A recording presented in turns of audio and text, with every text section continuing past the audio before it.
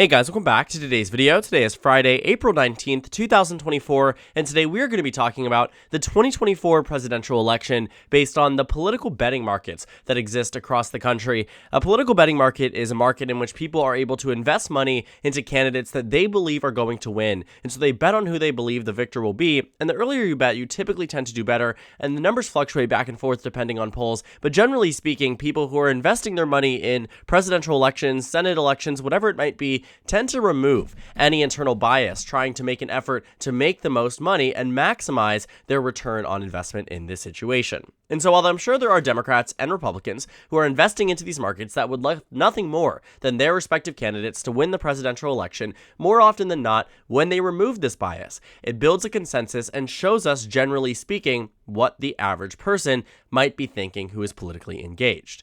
And so when we look at things like this, it provides interesting context because, again, by removing this, we are able to get an indication that isn't necessarily fueled by simply just what the pundits are saying or simply just what the polls are saying. It also involves a lot more factors. When people are researching these things, they tend to put more effort in than just generalizations we've seen on Twitter, on X, or whatever you want to call it, on even major news networks like CNN, Fox News, MSNBC, where commentary on elections doesn't always have a nonpartisan purpose. And so looking at the markets here, that's our effort to try to find a way to see what people are saying when they remove their own internal biases, and it's actually quite an interesting outcome. Now, this video actually spurred from a video a few days ago where he talked about Joe Biden closing the gap with Donald Trump on election betting odds. For extended periods of time, Donald Trump was the favorite to win the 2024 presidential election, at least on the national level. The expectation was that by the end of November, Donald Trump would be the next president of the United States, but the numbers are starting to narrow.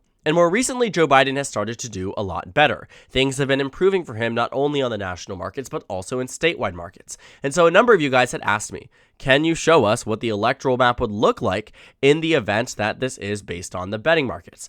And so right now, I'm going to preface by saying that Joe Biden has a slight upper hand over Donald Trump. Right now, he has a 44% chance to Donald Trump's 43% chance, a very close and competitive presidential election, a very close and competitive betting market here. But when it comes down to the statewide map, we can actually find some more interesting results as we go through it. What I'm going to use for characterizations here, and if anyone wants to, comment this down below, I'm sure I will be able to, I have a doctor's appointment right after I record this video, so hopefully I'll get to it as soon as it's uploaded. If not, someone please, if you're willing to do so. But essentially what we work with here is, safe, lean, and likely characterizations. I said that in order that I shouldn't have. The only ones we use, safe, likely, and lean. And typically speaking, you can find this in the description box of every video, but typically speaking, what those mean, essentially safe is anywhere that's a state that's going to be 15 points or more, likely is 5 to 15 points, an advantage of that political party, and then lean is anywhere from 1 to 5. In this case, we're doing it based on percentage. And so we're not going to introduce the tilt characterization. I don't really think that does much for us here, but essentially, anything 90% plus chance for their respective party is going to be safe. Safe red, safe blue, whatever it might be. Likely is going to be hovering around 70% to 90%. At this point in time, you generally have states that are, over a 2/3 chance of going to a certain candidate here, and 70% seem to be a pretty clean cutoff, and it actually isn't going to change any of the ratings that we use on this map here. So I would say 70 to 90% is likely Democrat or Republican, and then anywhere from 51 to 69% is going to be lean Democrat or Republican, again, for their respective parties. And so it's very, very interesting to see how some of these states really do end up, even if these are states that might have been previously identified as swing states, states that have been, discussed, conversed about, whatever it might be. Generally speaking, a lot of these states, even if they were talked about in that way, they really aren't that competitive, and the betting markets reveal that. So we start off with the West Coast. I think it really shouldn't come too much of a surprise to anybody that the Democrats are well above 90%. When it comes down to Washington, Oregon, California, they're hovering around 92, 93. We know there's no chance that Republicans do end up winning in those states. Similarly, for Democrats in states like Idaho, they don't have as much of a chance, right? When you're looking at states like these, it is very, very, very rare that you find that Republicans do have anything lower than 90% chance at winning any of these. I'm sure at some periods of time, we've seen this hyper, analyzed conversation about states like Kansas, right? Where one poll might show that Hillary Clinton back in 2016 was within 4 points of Donald Trump. We knew that that wasn't going to be our reality, and yet it did shift some of the betting markets, but generally speaking, they get these things right, and so far they're saying states like Kansas and Nebraska and South Dakota, and this includes Nebraska's first and, of course, at large, generally speaking, these are states that are going to go to the GOP. Oklahoma's there, Arkansas's there, Missouri, Louisiana, Mississippi, so on and so forth. So we're going to keep characterizing, we're going to keep going. Iowa actually joins the safe Republican column here. It's it's over 90%, 92%. Another state that is also over 90% is the state of Ohio. This is a state where I think Democrats really were hoping maybe this time they could return it around, especially with Sherrod Brown. Evidently, that is not the case. And so right now, the Democrats are losing Iowa, they're losing Ohio, two battleground states, but surprisingly enough, Texas is not on that map. Alaska also needs to be characterized. I don't believe I am forgetting any other state here. Florida is not on the safe Republican column. And so that's pretty much it for the Republican Party. Now, for Democrats, they have Colorado, New Mexico, Hawaii. They have Illinois. They have advantages in a number of these states. They have advantages in Vermont, Connecticut, Jersey, Delaware, Maryland, D.C., Massachusetts, Rhode Island, so on and so forth. I mean, all of these states really were never going to be competitive, and so we're characterizing them as such. Surprisingly enough, Democrats don't have that many more states that we can consider to be safe blue or safe red. I think when you're looking at a state like New Hampshire, for instance, we don't have it as that characterization right now. Similarly to maybe Texas or Florida, while it is going to be a Democratic state, I'm telling you this now, or a Republican state for the case of Texas and Florida, it's just not there and not ready to be safe. The state of Virginia is right there at the cutoff. 90% chance here that we find the Democrats victorious in the state of Virginia. Minnesota actually does not join that characterization. So very fascinating, very interesting, election result here. But so far makes a lot of sense, right? 211 electoral votes for Joe Biden, 148 for Donald Trump. It really doesn't get that much more competitive in any of these states. These states are safe, and I don't think that's going to change between now and November, which means Democrats probably won't be investing as much money into these states as maybe they did back in 2016 or even 2020. I mean, we saw Democrats invest in states like Virginia and Colorado and New Mexico to lock down these Democratic strongholds. I'm sure they will lock them down again, but they certainly are not as competitive as they once were.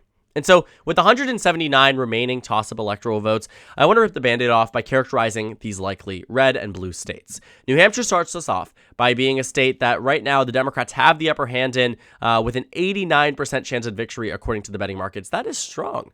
89% is very strong. Democrats also have an 86% chance at the state of Minnesota. So should Joe Biden do, marginally better between now and November, these states genuinely could move over into the safe Democratic column. And I think that would be so exceptionally interesting because these states at different points in time, including 2016, were not safe states for the Democratic Party. Minnesota was decided by 1.5 in 2016. New Hampshire was decided by less than half a percentage point. I mean, these states here have historically been competitive, and so to see it now returning back shows this reversion here that Joe Biden has been able to continue from the 2016 to 2020 election and now 2020 to 2024.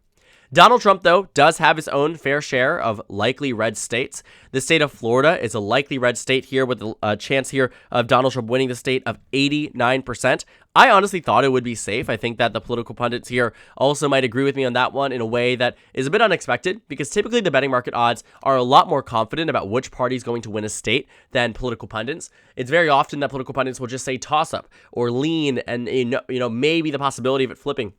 This one's pretty locked in for Florida, but it's on just narrowly the edge here of moving over into being a safe Republican state. Florida, likely Republican. The next state we would characterize as likely Republican is the state of Texas. Similar to Florida, also at 89% here, just a margin over from being a safe state for the GOP. Ultimately, though, Democrats really haven't been investing much into either of these two states. While they certainly see them as future long-term targets, they are not the immediate targets. The remaining swing states, with the exception of Maine's 2nd district here, but including Nebraska's 2nd, are really just the true toss-up states, the true toss-up electoral votes the Democrats and Republicans have been vying for this upcoming election cycle.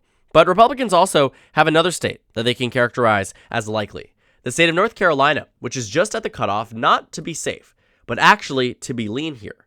72% chance that Republicans win it based on the political betting markets. And so that's 16 electoral votes. North Carolina goes to the Republican Party 234, leaving us down to 79 remaining electoral votes. Now, when you're taking a look at the map here There aren't any other states that we can characterize to be likely or, safe. I think where we are is that you have Republicans and Democrats, and I'm going to tell you this now. I actually forgot to mention this. There aren't any political betting markets for Maine's 2nd district right now or Nebraska 2nd, so we're going to characterize them as we traditionally would on the electoral map here. And so that brings us to 77 electoral votes in these key and crucial battleground states: Wisconsin, Michigan, Pennsylvania, Arizona, Georgia, and Nevada. Now, Republicans have some states here. All of these states, though, in 2020 went to Joe Biden. And so the question is, where do the betting markets think that Joe Biden will win? And where do they think Donald Trump will win? Where do they see Donald Trump reclaiming territory from the 2016 election? And where do they see Joe Biden maintaining things that he won in 2020, but Hillary Clinton did not? And so we'll start off by answering neither of those two questions by characterizing the state of Nevada as a lean blue state, a state that right now, according to the betting markets, Joe Biden has a 59% chance at winning. And the reason it doesn't answer those two questions is because Biden won it, but so did Clinton. And Trump just didn't flip it, so now those questions aren't answered. But in these remaining states, they will be. Nevada is a continuation of Biden and Clinton's victory. But none of these states here voted for Hillary Clinton in 2016. And yet all of them voted for Joe Biden. So let's start off. In the middle of the country, let's go ahead and say between Michigan and Georgia, I'm feeling Georgia to start off. Right now, Georgia gives Donald Trump a 59% chance of victory. This is a flip. 16 electoral votes that went to Joe Biden in the last election that are now going to the Republican Party. That leaves us with 55 toss-up electoral votes. To flip it, Democrats have the advantage, and the largest advantage, might I add, out of any of these states in the state of Pennsylvania. Very interesting, if you ask me. Pennsylvania is a lean blue state. Currently, Republicans have a 41% chance of victory in Pennsylvania. Democrats, 59%. Joe Biden, 59%. That's a good thing for Democrats. But it just so happens to be the largest lead for Joe Biden across these Rust Belt states. Now, the state of Michigan is next. Right now, also pretty good for Joe Biden compared to what the polls are saying. He has a 57% chance at winning in the state of Michigan. That brings him to 266 electoral votes. Now, Pennsylvania doesn't shock me. The numbers here in polls, the numbers here in fundraising, and the number of visits that Joe Biden has done to this state really makes sense that he would be the favorite to win this battleground state. Michigan, though, less so. The lack of enthusiasm in the Dearborn, Detroit region of the state, amongst key and crucial Democratic voting populations like the ones at Michigan State and Ann Arbor at UMich, right? You find here that there are certainly reasons to believe that, quite frankly, Joe Biden would lose Michigan. But according to these betting markets, he's not going to. 57% is the chance that Joe Biden has, and it brings him 4 electoral votes away from re-election. Moving over to the West Coast, or I guess the western side of the United States, Arizona, which just so happens to be our closest state of the map. 51-49 in favor of Donald Trump.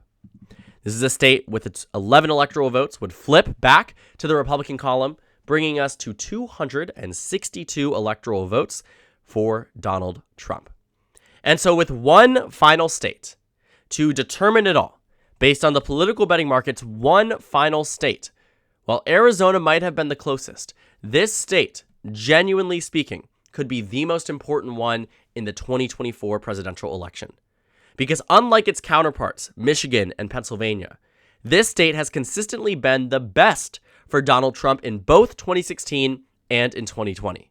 And it will be again in 2024, but not in the way you think.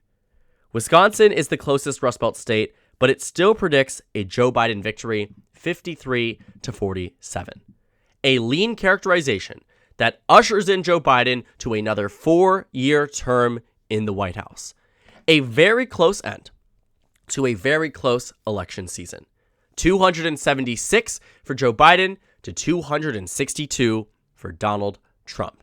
And this is our electoral map based on the political betting markets. Some surprises here: Ohio, Iowa, Virginia, Colorado, New Mexico, not competitive. Minnesota, New Hampshire, almost not competitive. Florida, Texas, almost not competitive. And as we've been saying, in a way, also not surprising, in that Wisconsin, Michigan, Pennsylvania, Nevada, Arizona, Georgia, the most competitive of this cycle, according to the polls, according to the fundraising numbers, and now according to the betting markets. These races are close, and they genuinely could go any direction. But right now they're saying that Joe Biden wins the presidency very, very narrowly, but ultimately does pull ahead 276 to 262. So thank you guys so much for watching this video. Make sure to comment down suggestions below. Subscribe on the left if you haven't already, and check out the Instagram and Twitter. At the bottom left of the screen, there's also a Discord server for you to go ahead and join. On the screen, there's a video you can watch, and then a playlist from 2024 election analysis videos. Again, thank you guys so much for watching, and I will see you all later today.